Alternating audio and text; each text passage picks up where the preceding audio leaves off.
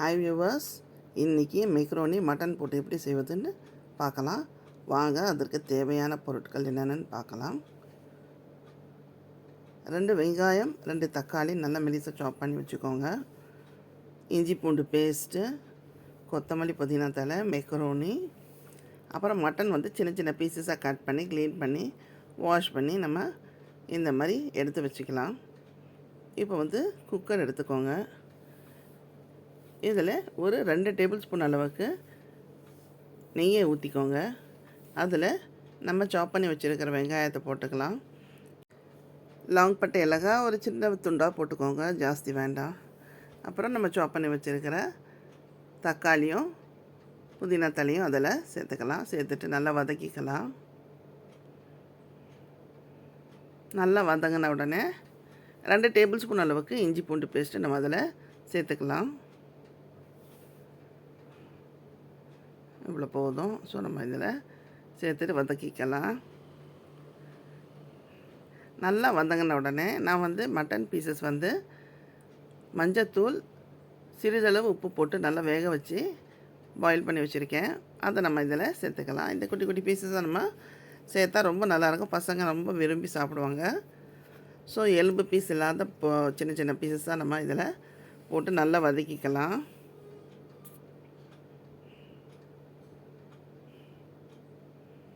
இந்த மாதிரி நல்லா குக் பண்ணிக்கோங்க. அப்புறம் நான் வேக வச்சுருக்க இந்த மட்டன் தண்ணியை நான் இதில் யூஸ் பண்ணிக்கிறேன். இது நல்லா கொதி வந்த பிறகு நம்ம இதில் மெக்ரோனி சேர்க்க வேண்டியது தான். இப்போ அதற்கு தேவையான மசாலா நம்ம போட்டுக்கலாம்.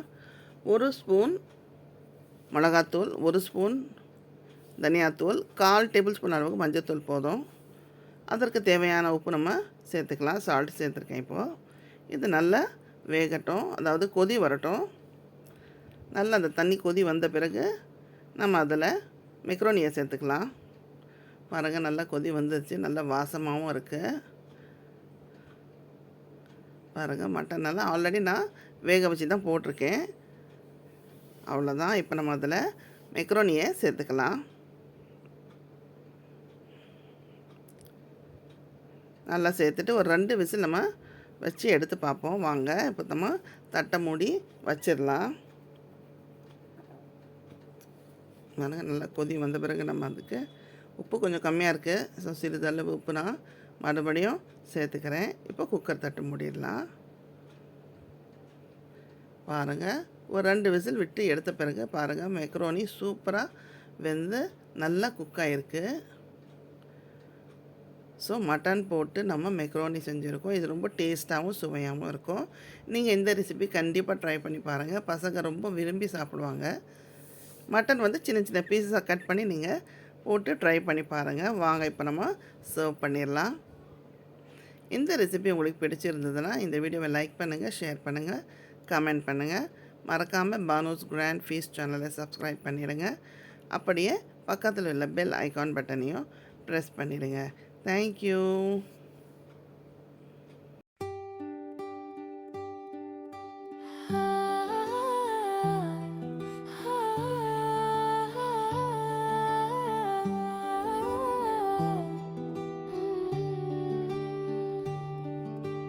रास्ते वही हैं पर मंजिल नई है. तेरी निगाहों में जन्नत छुपी है. पहले कभी ना